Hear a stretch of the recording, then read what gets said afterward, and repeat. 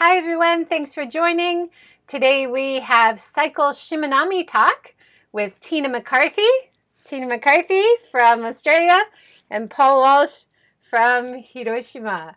So we do not have a video to cut away to, sorry. I didn't make one. I just have one for Seeking Sustainability Live. So I'm JJ Walsh. I run a small consulting company called Inbound Ambassador. And today I'm just moderating with these two experts about the inbound and the local knowledge. So let's get started. Tina, you want to just briefly introduce yourself and your connection to Shimanami? Yeah, I'd love to. So I'm Tina, of course. I'm in Melbourne, Australia, in lockdown central at the moment. But I have a real passion for cycling in the Shimanami Kaido. I fell in love with it the first time I did it. And I run a women's cycling group here in Australia. So I'm always looking for opportunities that might be suitable for the women to take them on adventures, to show them that the bicycle doesn't mean that you confine to your own neighborhood, and that the bicycle provides so many adventures to go all over the place. And so my role at Wheel Women is that I'm a coach, a cycling coach, and I guess just try and inspire women to get riding. So my connection to Shimanami started in I think it was 2013, and I just out of the blue received an email from the Hiroshima government saying that they had this amazing cycling route and they were opening it up for international riders to come and do an event ride. And at that stage, I'd only been running Wheel Women for less than a year, but I thought it sounded really amazing because I'd always had a passion for Japan anyway. And it wasn't until 2014, it kind of sat in my mind, and wasn't until 2014 and my family decided, husband and son decided we'd go to Japan for a holiday, and I said, hey, we should do this cycling route. And my husband was a little bit surprised that I said I wanted to do a cycling holiday, but we did it anyway, and we had an absolute blast of a time, the three of us doing it, and I totally fell in love with it. And a couple of the places along the way, it was love at first sight for me. And I've had this ongoing love affair with the Shimanami and the whole Satuchi area ever since. That's wonderful. Thank you, Tina. Paul, you want to introduce yourself? Sure. Hi, I'm Paul. I'm in Hiroshima, upstairs in Studio 2, upstairs from Joy.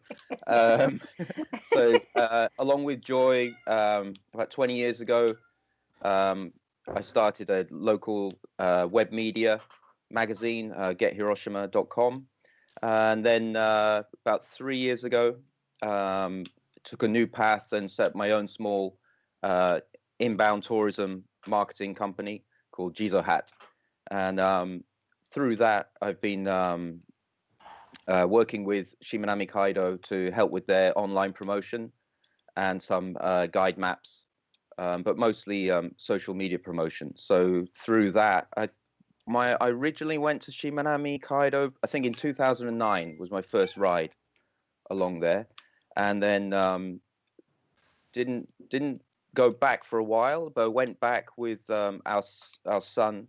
When he was 13, we did the ride from Onomichi to Imabari with tents, and went on through to Matsuyama and took the ferry back from Matsuyama back to Hiroshima, and a kind of a graduation trip for him when he was, I guess, elementary school. Oh, there's a cat. And then since the last few years, I've had the pleasure of having to go back to Shimanami at least once a month and check places out, take photos, and try and help promote the area to people. And just like with Tina, I think it's one thing that Shimanami Kaido have been focused on is encouraging more people who don't have a lot of cycling experience to come along and try, maybe take the route more slowly than just doing the whole thing in a day, or doing short parts of the route. And I think one thing that's wonderful is that because of the infrastructure that's been created by the government, the there's a real kind of cycle culture that's developing in the region, especially focused on Onomichi, I think. And I think that has great that has that has great. He's okay. That has I'm really excited about where that's going to go in the future, and I think that's something that ties in with Joy's focus on sustainability as well. So cycling for recreation and for fitness, but also as part of your daily life, I think is a great direction the region's going in. Okay. And I think particularly at the moment too, with everything happening around COVID, that cycling has become a fantastic way of transport, particularly here in Melbourne, where everybody's too nervous to be using the public transport. So bicycles have been there's been a boom here, with some pathways having 300% increase in usage. So cycling is kind of becoming popular again, which is absolutely fantastic. Yeah, it's great. Awesome. Yeah. All right. Could you both talk about why you think Shimanami is a great place for people of all different levels of cycling? Yeah, I think, Shimanami offers something for everybody, really, in my opinion. It can be for those people who are more serious about their cycling, but it really caters very well for those people who rarely get on a bicycle, because it offers so many start and stop points. You can do a little bit or you can do a lot of it. The route's not hard either. There's a few climbs up to the bridges, but as I say to the women who ride with us, there's no hill you can't walk up if you're really desperate to. So, Yep. It's not a problem. And if you're walking up the hill, it's no big deal. There's no medal at the top, so it doesn't matter. And I think that if people are wanting that kind of slow holiday, and I know you had a fantastic session the other day, Joy, with Peko Peko Box, and they were talking about slow tourism, and I think something like the Shimanami Kaido really offers the opportunity to do that, to just slow it down, look and see and experience it all. But then for the more serious cyclists, there are some seriously hard routes on the Shimanami that you can tackle, and it's a little bit like here we have when we rate a walking track. There's usually the green route, which is easy, the blue route's a bit harder, and then the black route's the really difficult one. And I often find in Australia, where it's listed as most difficult, it's actually not that hard. But in places like New Zealand, where they list a walking track as a black route, it's really, really difficult. And we found a real similarity to that between Japan, that where it's listed as black and difficult, it is a really difficult ride. And so if you're a serious cyclist and you want to get some of that hill climbing or something that's a bit more challenging, I think it offers that as well. The other thing I love about the Shimanami, of course, is that it's a lot of it's separated bike lanes from the traffic, but where it's not separated, it's actually just really local, very quiet traffic areas. So I think for families riding or people who are not that experienced in traffic, it's a perfect route, really. Yeah, I mean, I would echo everything Tina said. It's absolutely right that it's there really is something for everyone there. Perhaps if you're a really serious cyclist, the actual Shimanami Blue Line route, the main route through the middle of the islands, is perhaps a little bit short if you're coming from overseas, perhaps. But as an entry point to longer rides in Shikoku, or even connecting up north to the Japan Sea coast and riding down to Shikoku, there you can ride hundreds of kilometers, and there's no limit really. And also, as Tina said, once you get off the main route, there's I guess 6 islands, and they range between 20 kilometers and around 40 kilometers in circumference around the coast. So if you can loop around those islands, you can get a couple of 100-kilometer good ride. And it, as Tina said, the Shimanami Kaido route is pretty flat, but once you get off on the coastal routes, it can really turn into a bit of a roller coaster. And so you can really challenge yourself. There's some great views, but you really have to work for them. Yes, Something about even the mountains, it's not much elevation, but wow, you can go up pretty steep. But the main route called often call it the blue lines, because on the side of the road it's very clearly marked all the way from Onomichi to Imabari and back. It's very clearly marked, this long painted strip along the side of the road, and it makes it very difficult to go wrong, to take a wrong turn. So that gives you a little bit of extra confidence, I think, if you're worried about getting lost in the countryside. And like Tina said, there are some climbs up to the bridges, but again, it's very easy to walk, and those climbs up to the bridges are great views. So walking is pleasant too, and there's no shame in that, right? So it's not a endurance contest. And I think testament to that is like a lot of the people from overseas who come and rent bikes when they arrive. A lot of people are using what we call them mamachari.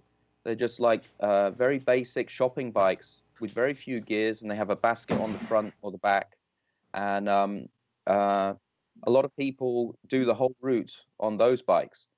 If you watch a few YouTube videos and stuff, you might find a lot of people start to regret it towards the end of the ride, because unless you've prepared your backside for the hours in the saddle, it can be quite hard. And so that's one thing we can learn from people, is that sometimes there is so much to see and so much to enjoy along the way, and tackling it all in one day.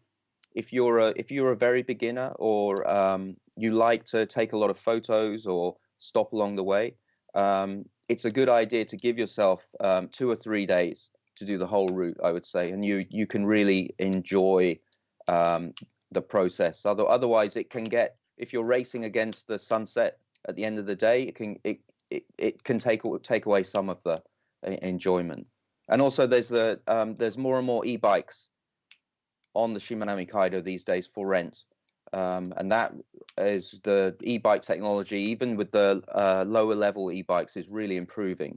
So that really opens up the opportunities for all kinds of levels of people to try it out. Tina, can you tell us a bit about getting to and from outside Japan?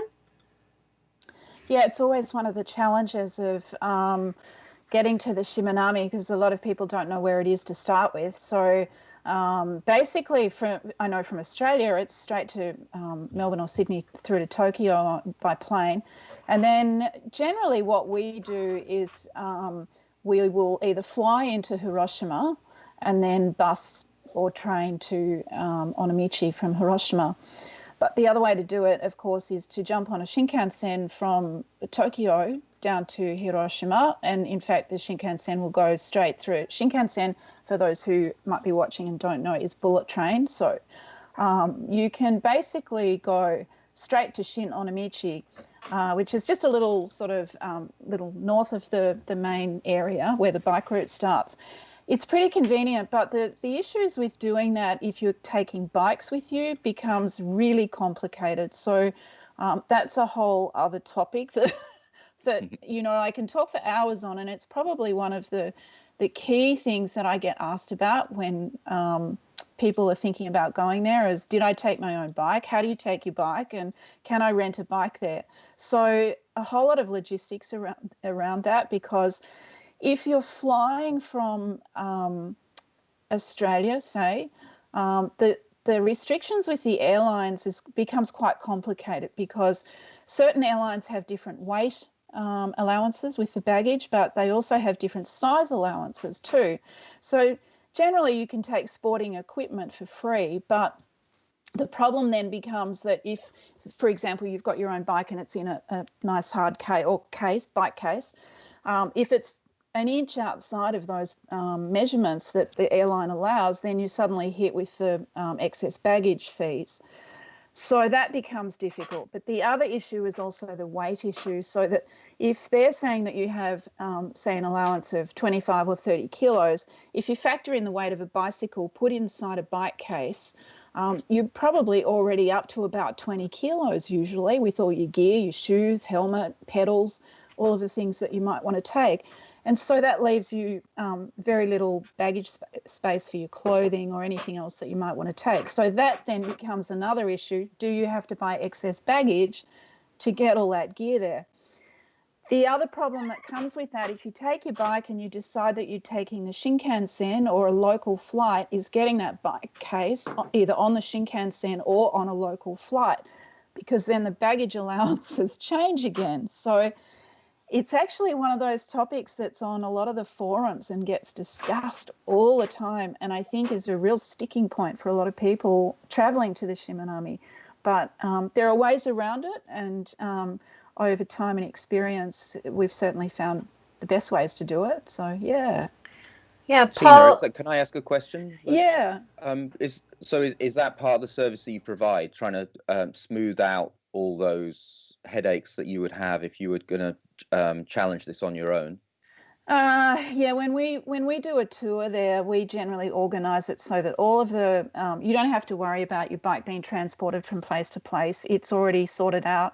Trucks come and pick it up and move Right, the cases. Either that or we store the cases somewhere. You ride, come back, and then pick your case up again. And so, and same as with your personal luggage, we get it transported from place to place. Right. And of course, now there are companies on the Shimanami, some new companies, particularly Waka as a good example, who are actually organising more of that for people, which I think is going to make things a whole lot more simple for a lot of people that feel like that's a really big barrier for them. Yeah. I've found when I've considered cycling overseas, for example, a couple of times I thought about going to Taiwan and trying out some of the routes there. And the stumbling block I come across is even if I get my bike there, is what am I going to do with the bike case while I'm riding? You know, do I book a hotel just for the bike case to stay, you know, in Taipei and then go off for a week or so and come back?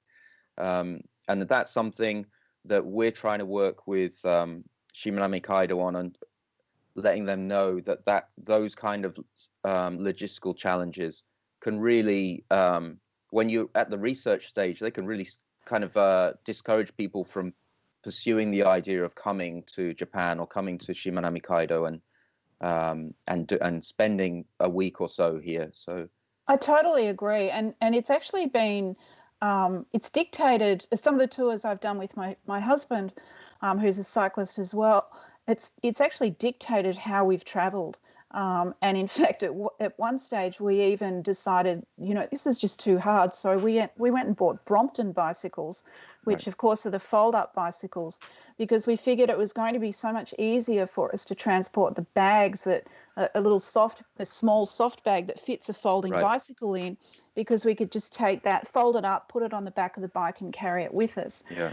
But when it comes to the point where we've got our road bikes with us and we've got our big hard cases, it's a very kind and rare hotel that you find that will let you leave it there. That's right. For a week while you go out cycling and then maybe come back again. But there's a few companies we ended up finding that will transport it.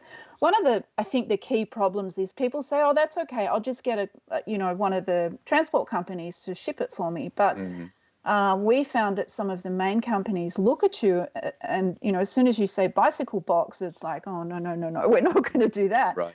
Because it's too big and they just don't want to be handling that kind of luggage. Right. And so we found a few specific companies that will actually transport it, the cases or your case with the bike. But the issue is you really pay for them. They're not cheap. And so having the capacity to actually store bicycle cases somewhere, I think, would be the first step in solving a whole bunch of problems for people wanting to bring their bikes from overseas. Yeah, I 100% agree. And Paul, you mentioned there's new restrictions on the Shinkansen for luggage. Yeah, have you come across that, Tina? In terms, there's a new oversized luggage size, right? So the bike bags can maybe fit within that, perhaps, but I think bike cases would probably exceed that, right?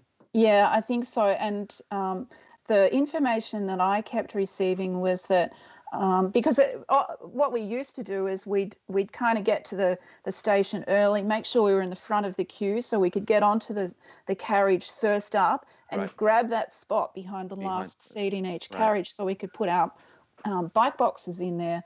But now I believe you actually have to book that space, and there's a small fee. Right. There's a fee to book that space, and if you miss out on that space, then your bags have to go to another spot on the train somewhere. So knowing the time in which you've got to get off the train and grab your luggage, it's kind of becoming really difficult to even do that because you only get probably less than a minute to get on and off. Yeah. So getting your luggage off and then trying to find the carriage where your bike box has been stored, can't imagine that happening very easily. Yeah. I have a dream, Tina. I have a dream that one day we will have a whole carriage on the Shinkansen or even the local trains that just for bicycles. So wouldn't that be fantastic? Let's make that happen. Yes. Paul, do you want to talk about the rental bike system that you know about? There's there are several rental options these days, but the place that rents the most is Shimanami, Japan. They have the public rental service. They have a big a big station, rental station in Onomichi, and then rental stations all along the route on all the different islands. And the bikes are fairly basic, and they are fairly well used, but they are quite well maintained, and they range from the mamachari shopping bikes with the baskets, and then they also have kind of hybrid cross bikes with more gears, which are pretty popular. And then they have some small small wheel bikes that are good for if you just want to try a short section, maybe take the ferry to Setoda and potter around Setoda perhaps. And then they have one of the pictures you're showing in the top left, I think it is. That's my recommendation. It's kind of a stealth road bike that has been retrofitted with cross handlebars. It's a Nagi. I can't remember the model name, but it's a lovely steel framed bike that's a lovely ride. And if you can get one of those when you pop down there, I really recommend it. It's a really nice bike. And even better that it's a local too. Yes, locally made, so it's great. And the prices are extremely reasonable. So they're just over 1,000 yen a day to rent. So it's a really exceptionally good value, healthy day out to do these things. They also have, you just popped up there, is the e-bike riding along the coast, and they're increasing their stock of e-bikes. But the e-bikes, you do have to return them to the same rental station that you picked it up from on the same day. So unfortunately, they're not available for multi-day trips.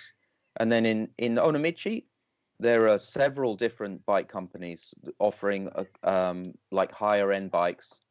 And on the other side, in Imabari, they've just opened a brand new cycle terminal in front of Imabari Station, and they have a good relationship with Giant, the bike company Giant, and they've just they have a whole range of brand new Giant cross bikes, including some large frame. So I think they can accommodate up to heights of 190 centimeters, something like that. So that's nice. Sometimes people struggle after riding for a few hours on a bike that's just slightly too small for them. So it's good that now that more customers are coming from overseas, they're increasing the range of larger frame bikes. That's one of the things that we've done in the last few years also is made use of the rental services. And a lot of the riders that we take are really keen to get quite a good bike. So we've been able to source some quite good bikes over there, some road bikes. But I think one of the questions that I then get is, should I take my own saddle? Yep. Do I need to take pedals? Exactly. And a lot of the rental companies we've found actually won't let you change the saddle. So that's become a bit of an issue for some people who have had just continued discomfort. So that's why we then started saying to people, well, if you want to take your bike, you can, but we just need to organise the tour, totally differently than just renting bikes. And then, of course, I always say to people, if you want to take your own pedals, do so, because if you're used to riding in cleats, then you may as well take your own cleats and shoes and do it that way. Yeah. And the companies don't generally. I think people are under the assumption that if you're hiring a bike there, you'll get a bike fit for the particular bike. You're just not going to get a bike fit. It's basically put the saddle to the height that you want, and that's it. Yeah. I'm showing the Waka rentals right now. Do you want to introduce that facility? So Waka is they're doing great things on the Shimanami Kaido. Tina mentioned earlier their bike transport service. They're about a year or 2 years ago they began this bike transport and rescue service, which I've actually used. I had a tire blowout while I was out there last year, and I used their service through SNS, called them, and they came and they were fantastic. Came and repaired my bike and gave me a ride to the nearest port because time was getting on. And they've recently opened this wonderful accommodation facility on Omishima, which is about halfway along the route, and it's absolutely beautiful. And Murakami-san there, who runs the place, what's really impressed me about him is most of his ideas come from his own experience of cycling. So he's trying to solve the kind of problems that we've just been talking about. He's come across problems cycling in other places, and so he wants to solve those problems. I was really impressed when I went to his facility recently. They have a service like a refresh pack service where even if you're out for the day, you can drop in at their place, and if you're all sweaty and getting a bit grimy, they will put your clothes in the laundry, right, and give you clothes to hang out in their wonderful cafe with a sea view for an hour or two. Use the free Wi-Fi, have a few drinks, and then when the clothes are ready and dried, you can put on your fresh clothes back on again and continue on your way, or head back. And just something that came from something he had wished was offered by other places. So and then in his place, you can see at the bottom, the picture at the bottom, he has a nice range of quite high-end specialized e-bikes that are available for rent. And Omishima is a great island to explore. If you just ride the main blue line route through Omishima, you only really touch a very small part of Omishima, but it's a really big island with lots to see. There's art museums, incredible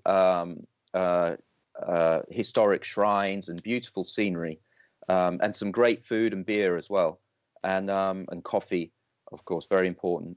But it can be quite hilly.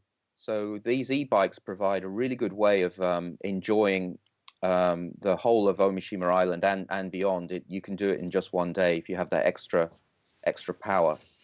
And that's actually one place. If you're local or you're not bringing your own bike, you can take a bus from Hiroshima, and that will drop you at the nearby cycle station, the cycle sanctuary, and from there it's about a kilometer walk, or if you call, they'll come and pick you up.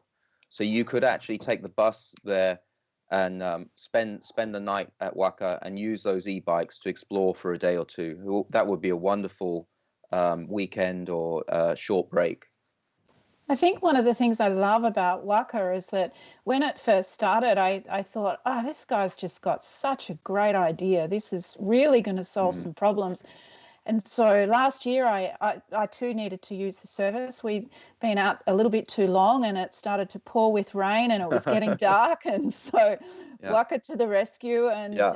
Murakami-san was just Yeah. so terrific, taking us from Omishima back to Onamichi. And Nice. Right. the people I was with were just raving about this Yeah. service, because when they get in the van, all their bikes were packed. They didn't have to do it. And there was a blanket there to keep them warm. Yeah. There were Wi-Fi plugs in the van. They just Yeah. thought it was Christmas. So Yeah. every time I thought at the time, this guy has just thought of everything. But every time he comes up with something new, I think, no, he hasn't thought of everything. He just keeps coming up with new things. And I go, yeah, of course. Yeah. Why not do that? What a logical thing to do. So it's a fabulous service, really fabulous. And Tina, you also mentioned the Ikidane Cyclist Hotel? Oh, yeah, there's another hostel on Omishima near Tatara, and it's a really kind of cute little hostel. It's a step up from a youth hostel. It's got these really unique rooms, which are it's just a corridor, and there's each room has just got a curtain to close it off. And each room is very simple but very stylish, and you can have rooms for two people, which are kind of bunk beds in them, or you can have a single bed. It's all shared bathrooms, but you of course get your own shower and toilet and everything. But it's just a really nice little spot to stop. And in previous years, we'd actually started in Onamichi and just decided to do the ride to Satoda, and that was it for our first day. And I always felt it was, a little bit short, so I'd add on side trips on it. But now to have this facility of either Waka or the Ikidane Hostel halfway, and Omishima is basically halfway across the Shimanami. Perfect locations, I think. And I must admit, I really enjoyed being at Ikidane Hostel after a ride and sitting outside in their little courtyard having beers on a warm night. That was pretty cool. Yeah, Ikidane is also another great place, and it's very close to Waka, and it's right across the road from there's a really nice campsite across the road as well. And there's a I don't really like recommending convenience stores, but there is one of the best convenience stores I've ever been to across the street from Ikidane, where they have this lovely gazebo outside with this incredible sea view with phone. You can charge a phone, and it's absolutely fantastic.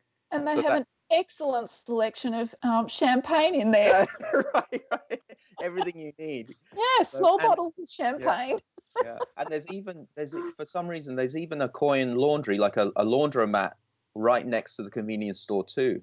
So with the combination of you've got Ikidane, the great this great convenience store, and the coin laundry, and then Waka nearby, and then of course there's the Tatara Cycle Sanctuary, which has restaurants and stuff to buy and snacks and everything, all in this small area. And I think Tina's right. Is like it until quite recently. Satoda has always really been the place to base yourself overnight, because that's where the accommodation options were. So to have this other option on Omishima is a really great move, I think. And I think also one of the draw cards for our group has also been it's one of the best spots to get omiyage or souvenirs from the Shimanami. It's one of the few places that actually has them. So that's also another attraction for our group. And of course, I think that's where the, correct me if I'm wrong, where the Satuchi coffee caravan is too. Yes. So Shimanami Coffee. Excellent. So Joy has a couple of pictures of those. Yeah. That's just above there. So that's a beautiful view. And that's a great place to stop. It's a very popular Instagram spot at the moment. It's very nice, very nicely done. And when I was there, I was asking the hot coffee at least a month or two ago was being sourced from Matsuyama, roasted in Matsuyama, but the iced coffee is being sourced from the Omishima Islands, Omishima Coffee, which is another just slightly. It's a bit of a climb off the normal Blue Line route, but fantastic coffee and beautiful views and a beautiful renovated old Japanese house. So I highly recommend both of those coffee stops. And of course, most people doing Shimanami will start and or end in Onomichi. Do you want to introduce what you like or what facilities are useful in Onomichi? I have this love affair with Onomichi. First time I went there, I just totally fell for it. And I still ask myself why, because when we first went there back in 2013, I think it was 2014, it was kind of a lot of shops were closed up, and there's a really long walking street, undercover walking street, which is quite lovely, but it looked really old and tired, and a lot of the shops had closed, and it had a sort of a sad feeling to it. But at the same time, this little town with all the cats running everywhere had something very warming about it, and I'm still not sure what it was that drew me to it, but we kept going back there year after year. And in watching over the years this process of how Onomichi is suddenly becoming a place of real interest for a lot of younger people to move back to, and starting up some really great little entrepreneurial businesses of coffee shops or designer clothing shops, or perhaps artisan sort of craft businesses. So it's been really lovely to see how the town is actually reviving a little bit. And of course, part of what's helped that is because tourists are coming in. The more people find out about Shimanami, they're coming into Onomichi and starting their riding trips there. And so there's opportunity for younger people to be moving back and starting some of these cool businesses. So I think Onomichi is, it's a really unique place. It's has this incredible town on the hillside and has a wonderful, wonderful temple walk. Gosh, I don't know how many temples there are on that route, but you could walk for ages, and they're really interesting old temples, and it's quite different to, say, an experience of being in Kyoto, where there's thousands of tourists thronging around every temple. You can be the only people there, and you get to walk all around and hear the monks chanting, and it's just a really special feeling.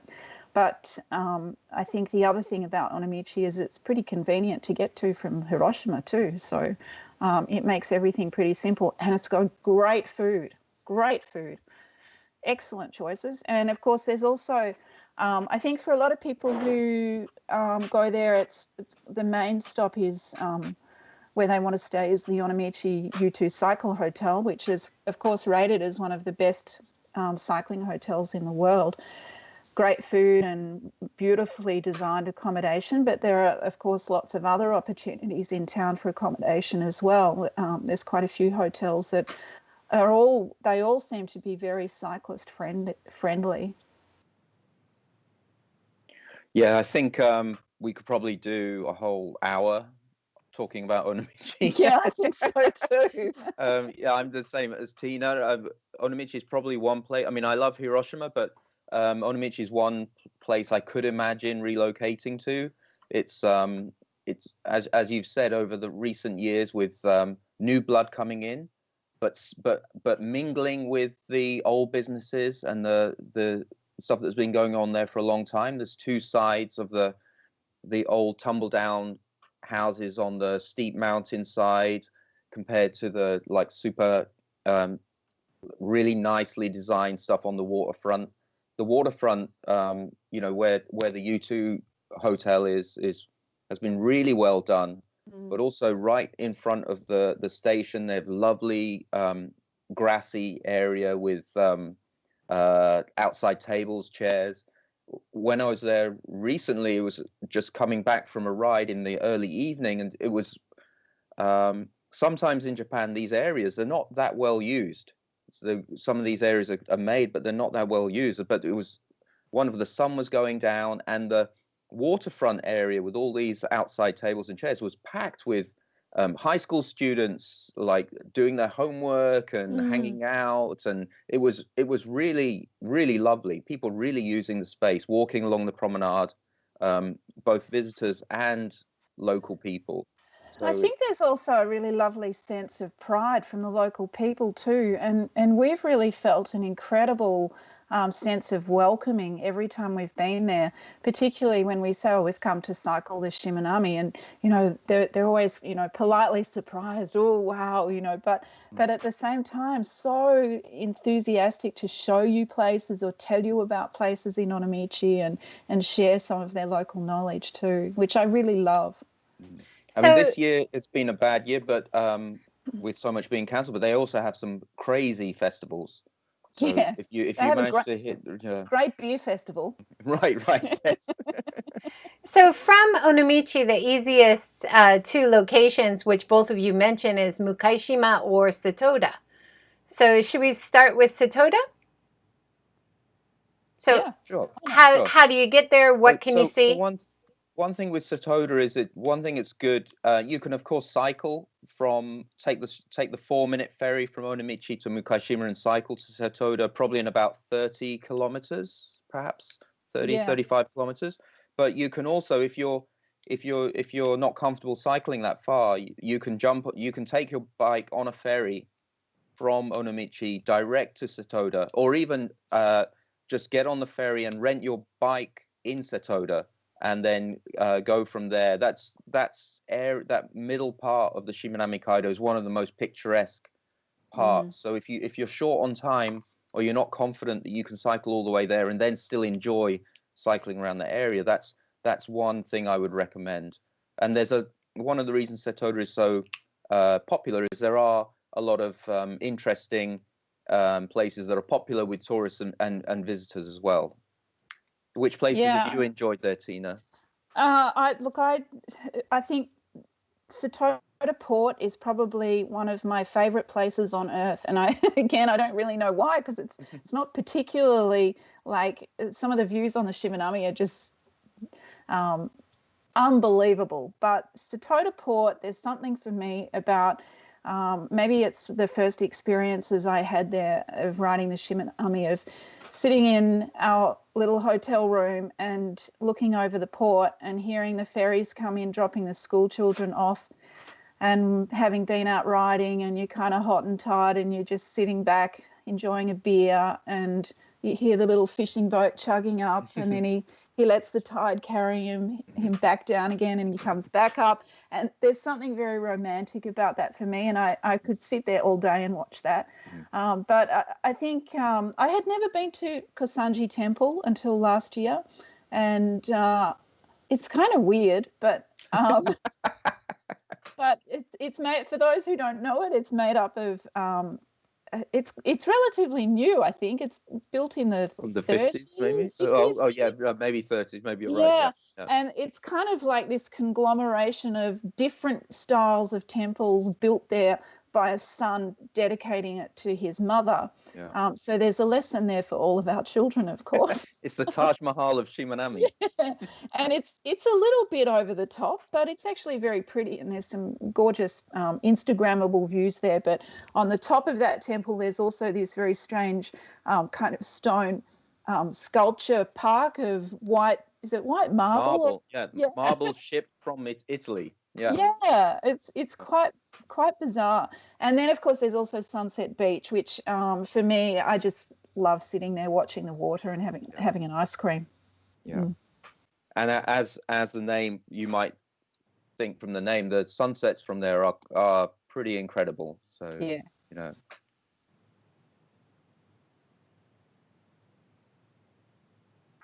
Sure. So Mukaishima is the first island across the water from Onomichi. So you take this cute little ferry across. You can roll your bike, and I think it's 100 yen to cross over. And from there, the blue line starts. And Mukaishima's it's probably about 25 kilometers around the whole island. So you can do a loop of the island, or if you're doing the blue line, the first part is a little I wouldn't say built up, but quite residential. But then once you get through the first maybe 3, 4, 5 kilometers, you turn along the coast, and it gets very pretty.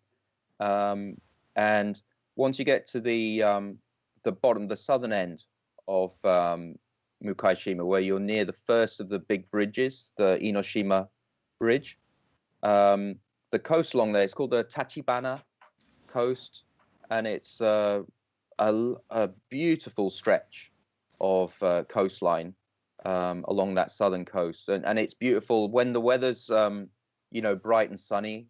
The blues and greens are incredible, but also the light in the winter it's very atmospheric. So that's one of my favorite stretches of coastline, and it's one of the places where it's one of the places where there are the most dining options, perhaps, that are all concentrated in one area: cafes, restaurants, and a very unique chocolate factory up on the hill. If you can make it up there, it's a little steep, but that's a really unique place to visit. And one of Japan's only vegan chocolate companies, That's right. Ushio chocolate and ice cream and lots of good stuff up there. Awesome. I think that's one of the places that also offers for the more serious cyclists a little bit of hills. So I haven't been to the chocolate place, but I have been up to the Orchid Centre, and there's a bit of a killer hill to get up to that one. Yeah. I think every island has quite a high viewpoint, at least one high viewpoint, where on Mukaishima, I think it's Takamiyama is the big mountain on there, and that so if you like a bit of a challenge and a hill climb, you can get a good workout on every island, and there's some great views. And maybe if not, I would definitely get an e-bike. You both had beautiful pictures from Mount Kido. Where is that? Oh, Kiro-san, right. Yeah, on Oshima, it's the Imabari end of the route. It's kind of an iconic view. That's a hard ride too. I'm not sure how far it is. From memory, I think it's about 5 k's uphill, and it averages about, I would have said 8 to 10%. Yeah. Certainly the last part is definitely 10%. It's pretty steep going, but the view at the end of it is just unbelievable. But it's also the fantastic architect Kengo Kuma designed the lookout there, and it's a very classic Kengo Kuma building, I think. Really beautiful. Yeah, it's definitely worth the effort if you can get up there. Yeah, it's a pretty hard ride. And even the view, the bridge you can see from that view is the huge Kurushima Straits Bridge, which is that in itself is about 4 kilometers long. So if you find yourself in Imabari and you want to try something spectacular, but you don't have much time, I often recommend if you just cycle from Imabari and cycle over that bridge and back, you get a good 10 to 20 kilometer ride, and it's just spectacular. Sure is, yeah. And just even aside from the views itself, but just the cycling infrastructure, when I first did it, completely blew me away. And I thought, who would ever think of doing this for cyclists? It's just extraordinary.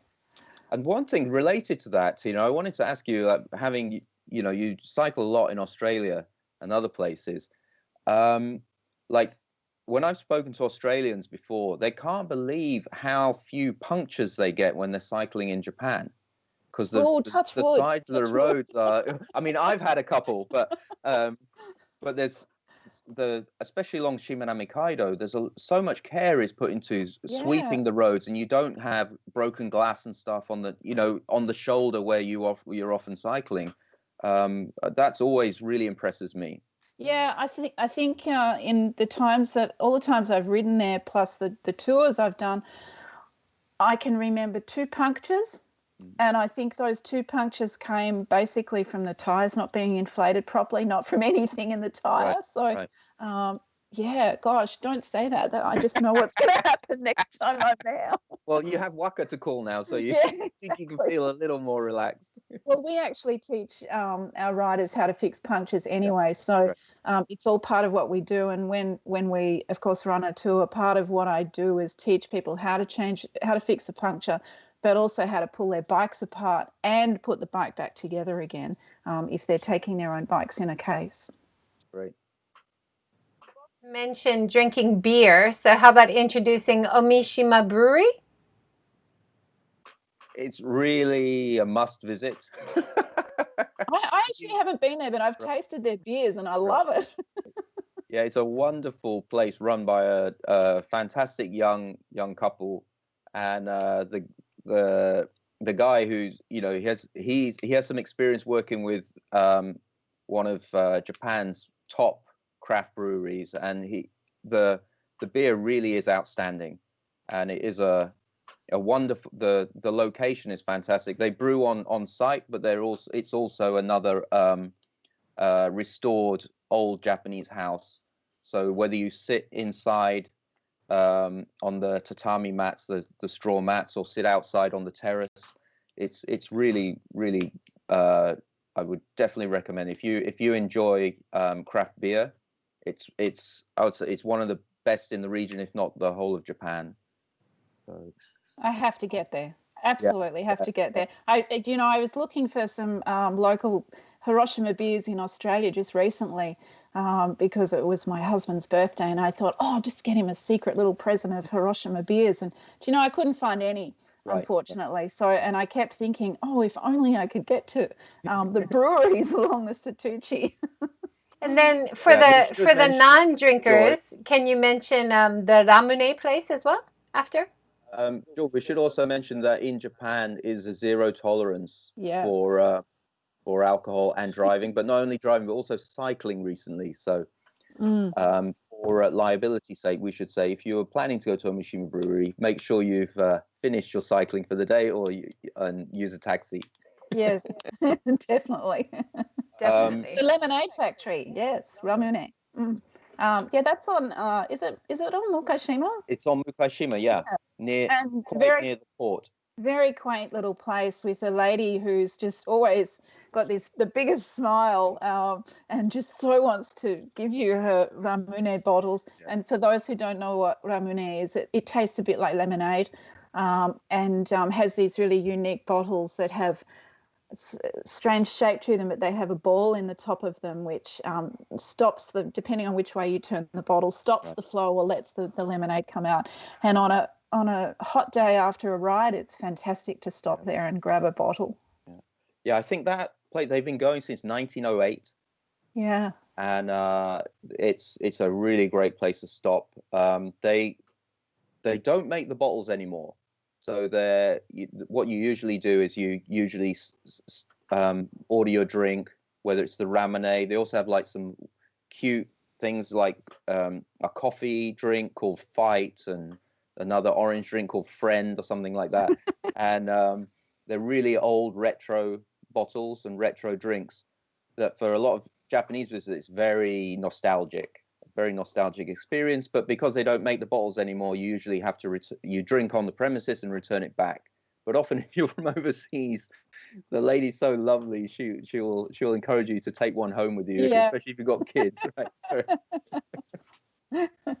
Then along the way, other than these key spots, along the way you might see outdoor terraces. What kind of facilities or services can you find along the route? Wow, I think because I take a bunch of women, toilets are always the big demand. And we never really have that much problem finding them. They're generally dotted along the way somewhere. Of course, the other thing that you will never be without in Japan is vending machines. And so if somebody runs out of water, they can always get some water out of a vending machine. But there are also other places. I know there's a few bike repair places along the way or vending machines with bike tools in them. But I must admit, I don't recall where I've seen them. But there's also, of course, lots of food stops. One of our favourite things to do is when we ride towards Satoda, we generally stop at the supermarket there and grab, a bento box of some sort and, a couple of drinks, and then we head off to Sunset Beach or somewhere around there and stop and have lunch on the beach, and then we ride on and find something else along the way. So there's plenty of services for people along the way, for sure. Yeah. And there's even an ATM at a post office in a place you would never expect to see a post office in the middle of nowhere. So we have about 5 more minutes. Is there anything we haven't touched on that you think is good for first timers thinking of Shimanami? Take it slow, I think, is probably my Yeah. advice. Don't rush it. There's too much to see. There really is.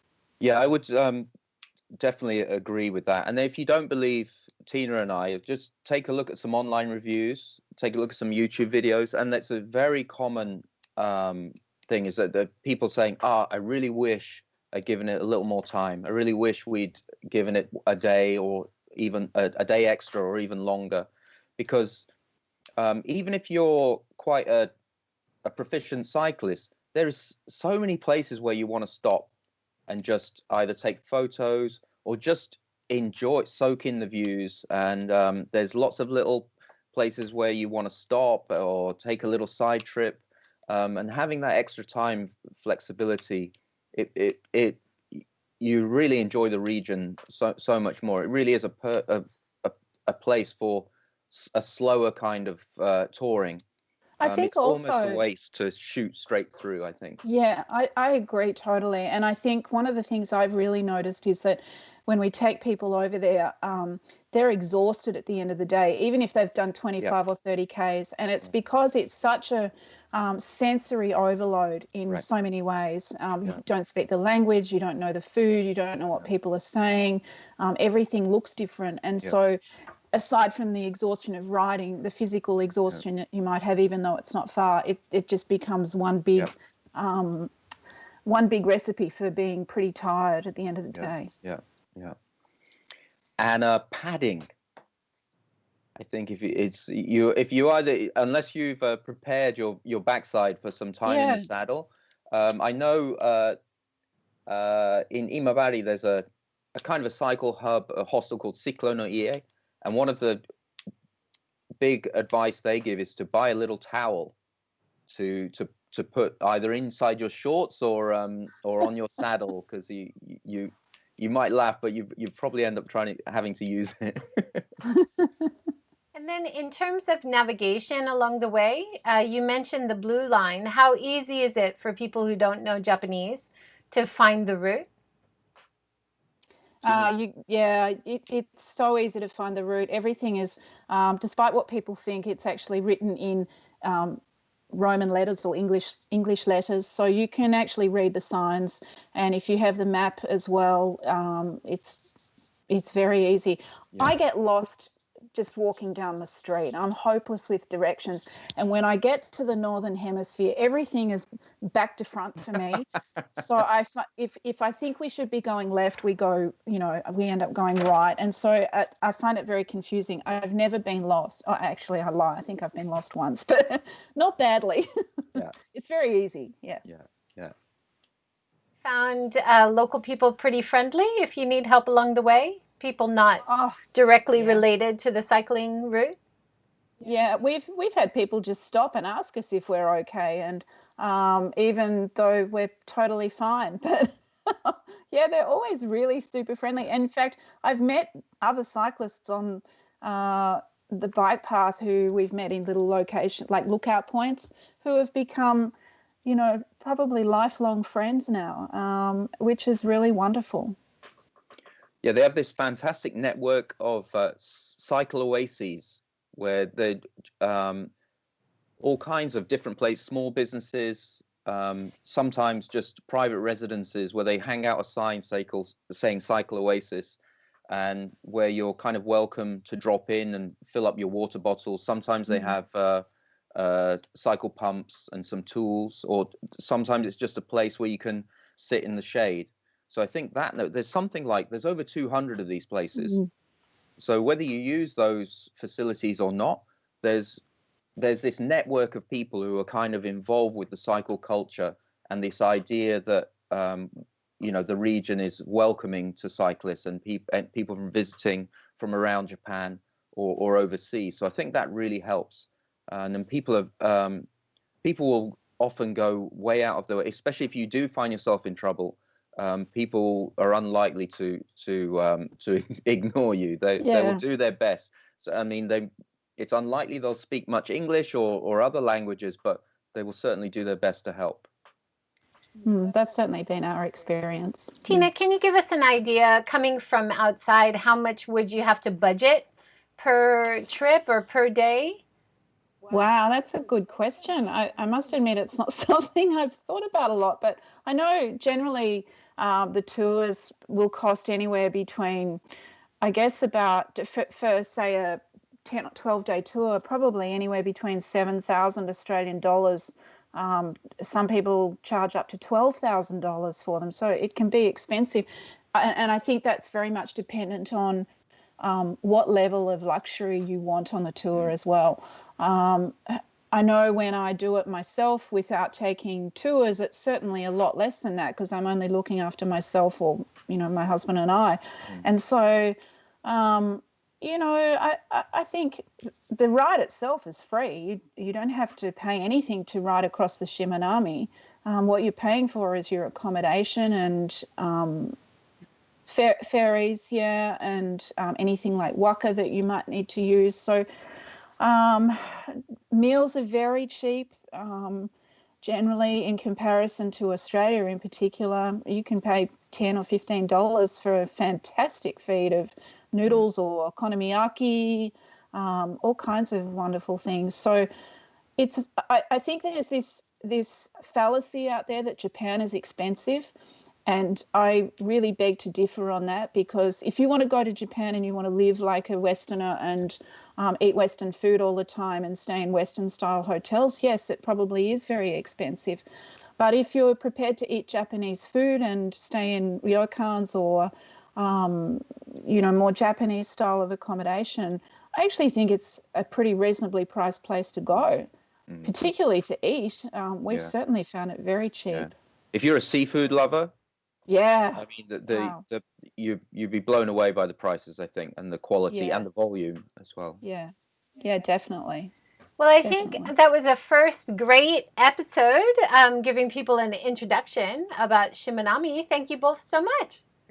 Thank you. It was awesome. Thank you, Joy. And hopefully we can do it maybe once a month now that it's cycling season, and maybe get some more guests on to give us a different perspective on doing the route, or maybe people working and providing services on the route. So thank you, everybody. Thank you for... If anyone has any questions, send them in. Yeah, and I'll put the links below, all the great places you guys mentioned. Thank you, Yuko, King, and Rika, for writing your comments. And we didn't have any tough questions for you guys this time, but we'll try to get some for next time. Thanks, everybody. Have a good day. Take care. Go out and enjoy some cycling. Bye-bye. Bye. Bye.